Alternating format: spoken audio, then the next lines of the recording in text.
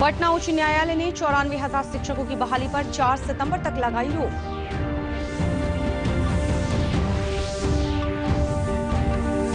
चुनाव आयोग ने बिहार के हालात पर मांगी रिपोर्ट, पूछा कोरोना संक्रमण के दौर में कैसे होगा चुनाव।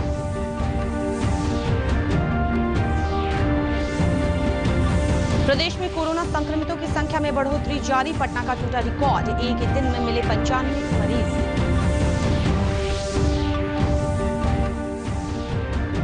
और प्रदेश के शिव मंदिरों में इस वर्ष नहीं लगेगा श्रावणी मेला।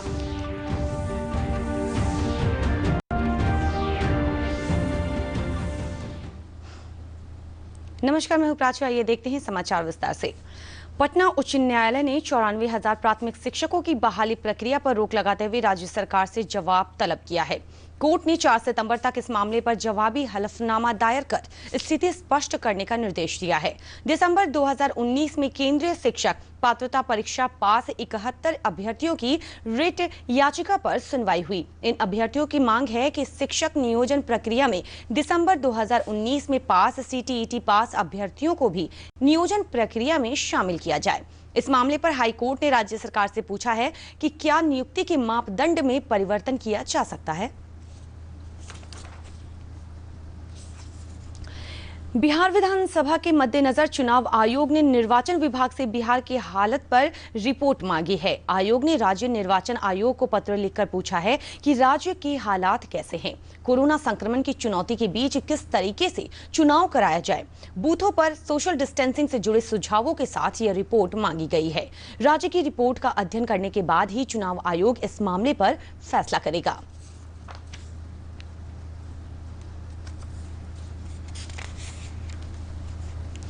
प्रदेश भाजपा कार्यालय में आयोजित संवाददाता सम्मेलन को संबोधित करते हुए प्रदेश भाजपा अध्यक्ष संजय जायसवाल ने प्रधानमंत्री के मुफ्त राशन वितरण योजना की तारीफ की है। श्री जायसवाल ने कहा कि केंद्र सरकार द्वारा अब नवंबर माह तक मुफ्त राशन वितरण किया जाएगा।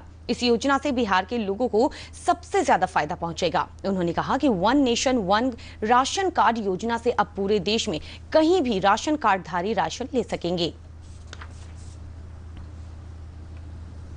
चूँकि यह ऐसा समय है जब एक तरफ बुआई के बाद किसानों को भी कोई ऐसा रोजगार का भी नहीं रहता है ये अगले 3 महीने, और लगातार इस समय कोई ना कोई हमारे महत्वपूर्ण त्यौहार रहते हैं। इन दोनों बातों को देखते हुए प्रधानमंत्री जी ने फैसला किया है, और न कश्मीर में चुनाव हो रहा है और न केरल में चुनाव हो रहा है। यह जो फैसला है यह पूरे भारत के लिए है। कृपया कर अपने विरोधी दलों से कहूँगा कि छोटी सोच से उठ करके भारत के भविष्य के निर्माण में सहयोग करें। राज्य में कोरोना संक्रमित लोगों की संख्या 10,000 से ऊपर हो गई है। कल पटना में 95 समेत राज्य में 217 नए कोरोना मरीज मिले हैं। इससे संक्रमितों की कुल संख्या बढ़कर 10,205 हो गई है। स्वास्थ्य सचिव लोकेश कुमार ने वीडियो कॉन्फ्रेंसिंग के माध्यम से बताया कि राज्य में अब तक 7,811 कोरोना मरीज ठीक हुए हैं। इसके साथ ही कोरोना मरीजों के ठीक होने की दर 77.52% हो गई है, जो राष्ट्रीय औसत से 18% अधिक है। राज्य में कोरोना से अब तक 73 लोगों की मौत हो चुकी है। उन्होंने बताया कि राज्य में अब 1056 कंटेनमेंट जोन है, जबकि 216 कंटेनमेंट जोन में पिछले 28 दिनों से कोई मामला न आने के कारण उन्हें समाप्त कर दिया गया है। एक्टिव है, जहां पर हम लोग अनलॉक 2 के जो गाइडलाइंस हैं कंटेनमेंट जोन के संबंध में, उसका अनुपालन सुनिश्चित करा रहे हैं। और 216 कंटेनमेंट जोन वैसे हैं जहां 28 दिनों से कोई केस नहीं मिला, जिसकी वजह से वे containment zone denotify district authorities द्वारा किए जा चुके हैं।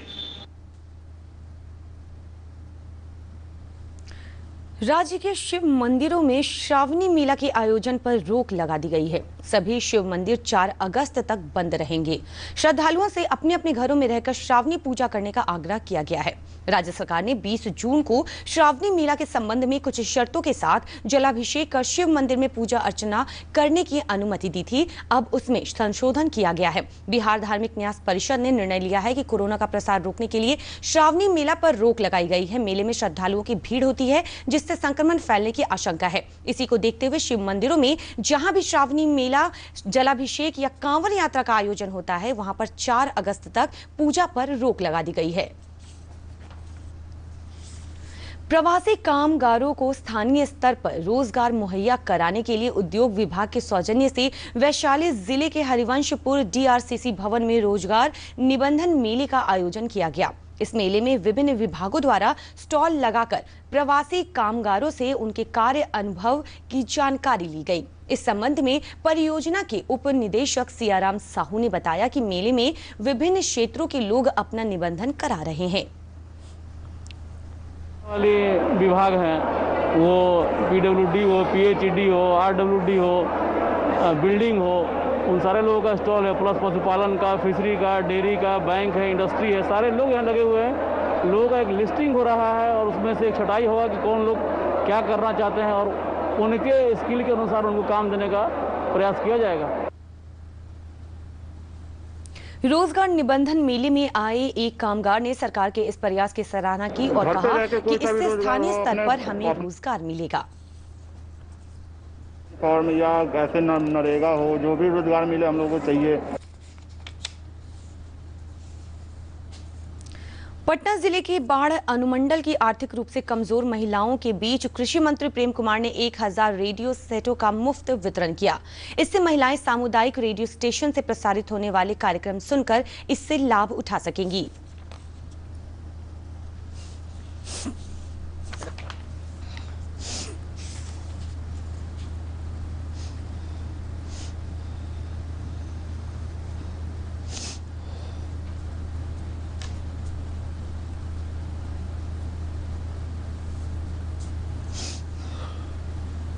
केंद्र और राज्य सरकार दोनों सरकार का जो पहल है किसानों के लिए वो जन जन तक पहुँचे, हर घर तक उनका संदेश पहुँचे, सरकार की योजनाओं की जानकारी हो। इसीलिए हम रेडियो को सांकेतिक तौर पर 1000 लोगों को वितरण किया जाएगा।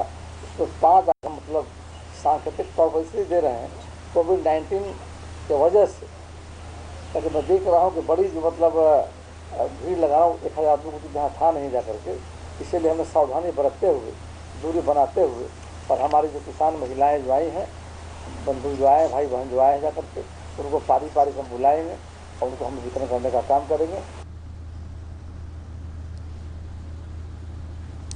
प्रधानमंत्री के डिजिटल इंडिया के संकल्प का लाभ अब गांव तक दिखने लगा है। बिहार के सुदूर क्षेत्रों में डीजी गांव स्थापित हुए हैं, जहां लोग इंटरनेट के माध्यम से जरूरी सेवाओं और बैंकिंग का लाभ उठा रहे हैं। भागलपुर जिले में ऐसा ही एक गांव है मड़वा, जहां लोग अपने खातों से पैसे निकालने से लेकर जन्म और मृत्यु प्रमाण पत्र तक घर बैठे ही प्राप्त कर रहे हैं। पेश है एक रिपोर्ट।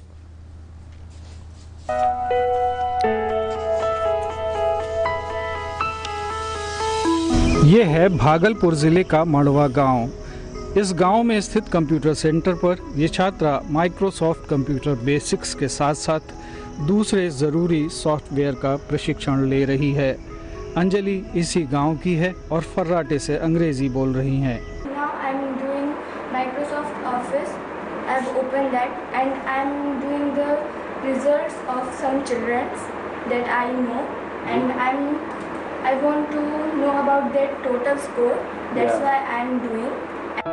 ग्रामीण विनय कुमार मिश्र कहते हैं कि गांव में इंटरनेट की सुविधा हो जाने से अब पैसे निकालने के लिए कहीं और नहीं जाना पड़ता, साथ ही पैसे की बचत भी आसानी से हो जाती है। अरे हम लोग को तो गाँव में पैसा मिल जाता है, माने इंटरनेट का सब सुविधा यहीं पर मिल जाता है, इसलिए हम लोग तो बहुत खुश हैं। गांव में स्थित सीएससी के संचालक मनीष चौधरी कहते हैं कि गांव में इंटरनेट से जुड़ी सेवाओं के साथ साथ ई मार्केटिंग के जरिए लोगों को सस्ती कीमत पर सैनिटरी नैपकिन का निर्माण करके बेचा जा रहा है। इसके साथ ही प्रधानमंत्री का डिजिटल इंडिया का सपना पूरा हो रहा है।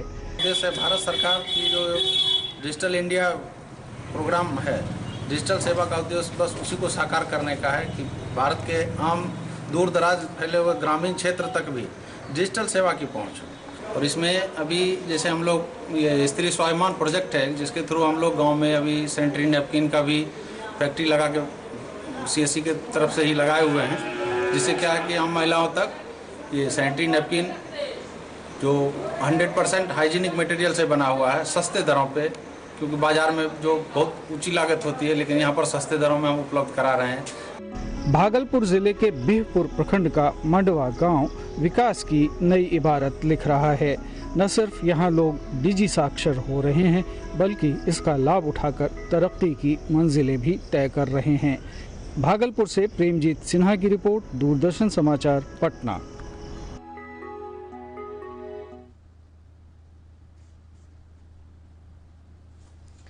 इंदिरा गांधी राष्ट्रीय खुला विश्वविद्यालय में जुलाई सत्र के लिए नामांकन की प्रक्रिया आरंभ की जा रही है। नामांकन 5 जुलाई से 31 जुलाई तक चलेगा। इग्नू के क्षेत्रीय निदेशक अभिलाषा नायक ने बताया कि नए विषयों में 15 ऐसे विषयों को जोड़ा गया है जिसकी पढ़ाई ऑनलाइन माध्यम से होगी, जिससे छात्र किसी भी क्षेत्र में इंटरनेट के माध्यम से पढ़ाई कर सकेंगे। और ये चलेगा 31 जुलाई तक हमारा एडमिशन चलेगा।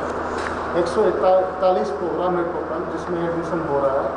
और एक बात हमें बताने में खुशी हो रही है कि आपका ऑनलाइन प्रोग्राम हमारे 15 प्रोग्राम जो कि ऑनलाइन हो गए हैं, सर्टिफिकेट से लेकर पीजी प्रोग्राम तक। ऑनलाइन प्रोग्राम में सबसे फ़ायदा ये रहेगा कि बच्चा देश में किसी भी कोने में हो तो ऑनलाइन प्रोग्राम में एडमिशन ले सकता है, वहाँ उस एरिया में स्टडी सेंटर हो या ना हो।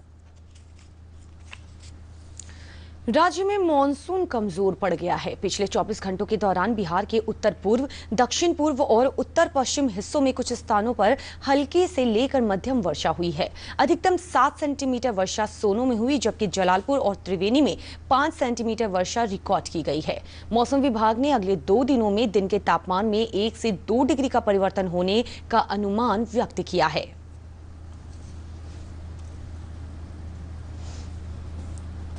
इधर राज्य की चारों प्रमुख नदियां कोसी, बागमती, कमला बलान और महानंदा लगभग 6 स्थानों पर खतरे के निशान से ऊपर बह रही है। पश्चिम चंपारण जिले के वाल्मीकि टाइगर रिजर्व क्षेत्र की सीमा में बहने वाली गंडक नदी क्षेत्र में पहली बार बड़ी संख्या में घड़ियालों ने जन्म लिया है। देश दुनिया से घड़ियालों की प्रजाति विलुप्त होने के कगार पर है। ऐसे में गंडक नदी के क्षेत्र में घड़ियालों का प्रजनन सुखद अनुभव कराता है। पेश है एक रिपोर्ट। इन छोटे छोटे नौनिहालों को नदी में छोड़ा जा रहा है, जहां ये प्राकृतिक अवस्था में उन्मुक्त विचरण करेंगे। दुनिया के कई इलाकों से गायब हो रहे घड़ियाल और मगरमच्छों को गंडक नदी का पानी इन दिनों रास आने लगा है। यहाँ महज 6 वर्षों में इनकी संख्या 15 से बढ़कर 260 तक पहुँच गई है। बिहार का इकलौता वाल्मीकि टाइगर रिजर्व क्षेत्र घड़ियाल और मगरमच्छ की आवाजों से गुंजायमान हो रहा है। ये सभी घड़ियाल नेपाल की ओर से आए हैं। इन घड़ियालों को देखकर यहाँ के ग्रामीण भी खुश हैं। घड़ियाल का अंडा को कैसे बचाया जाएगा, तो उसके तहत हम लोग स्थानीय लोग हैं जो कि किसान है और मछुआरा संप्रदाय, उन लोगों की मदद लिए हैं और उन लोगों को प्रशिक्षण दिए हैं। गंडक नदी में पिछले कई वर्षों में ऐसा पहली बार हुआ है कि यहाँ दर्जनों घड़ियालों ने जन्म लिया है। घड़ियाल दुर्लभ डायनासोर प्रजाति से आते हैं जो हजारों साल पहले विलुप्त हो गए और उन्हें अब हम सिर्फ संग्रहालयों या एनिमेशन फिल्मों में ही देखते हैं। इनकी संख्या में बढ़ोतरी को देखते हुए वाल्मीकि टाइगर रिजर्व में world wide trust of India और वन एवं पर्यावरण विभाग बिहार सरकार की तरफ से सुरक्षित अभयारण्य क्षेत्र बनाने की तैयारी चल रही है। वाल्मीकि टाइगर रिजर्व क्षेत्र के निदेशक हेमंत राय की माने तो गंडक नदी भारत में चंबल नदी के बाद दूसरा घड़ियाल संरक्षित क्षेत्र होगा। वहीं ये बिहार का पहला घड़ियाल संरक्षित क्षेत्र होगा। हम लोगों को 251 घड़ियालों की साइटिंग हुई है, तो आप समझ सकते हैं कि 251 घड़ियाल तो हमारे पास हैं ही, इसके अलावा और भी अतिरिक्त घड़ियाल होंगे। और अभी क्या हुआ है, अभी जो हमारा जो सीज़न चल रहा है, जिससे अंडे बच्चे निकल रहे हैं, तो अभी जस्ट आज ही के दिन मैं गया था आज वो मंगलपुर पुल के पास, वहाँ हम लोगों को 2 जगहों में 23 और करीब 15 और मतलब आप समझ सकते हैं कि 38 बच्चे जो हैचलिंग्स हैं वो अभी आज वो अंडों से बाहर आए हैं और वो उससे हम लोगों ने गंडक नदी में से उसको छोड़ दिया। घड़ियाल शांति प्रिय प्राणी है। ये सिर्फ मछलियाँ खाते हैं, इंसानों को नुकसान नहीं पहुंचाते और सबसे बड़ी बात ये कि इनके रहने से नदी का पानी भी साफ होता रहता है। इनके आने से ये इलाका गुलजार हो गया है। पश्चिमी चंपारण से आशीष कुमार की रिपोर्ट के साथ सलमान हैदर, दूरदर्शन समाचार, पटना। और अंत में मुख्य समाचार एक बार फिर से।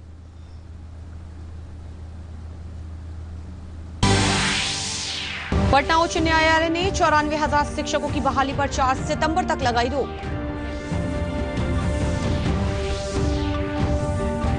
चुनाव आयोग ने बिहार के हालात पर मांगी रिपोर्ट, पूछा कोरोना संक्रमण के दौर में कैसे होगा चुनाव।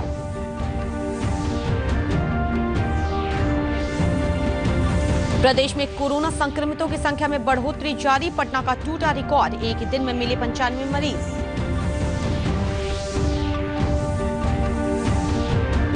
और प्रदेश के शिव मंदिरों में इस वर्ष नहीं लगेगा श्रावणी मेला।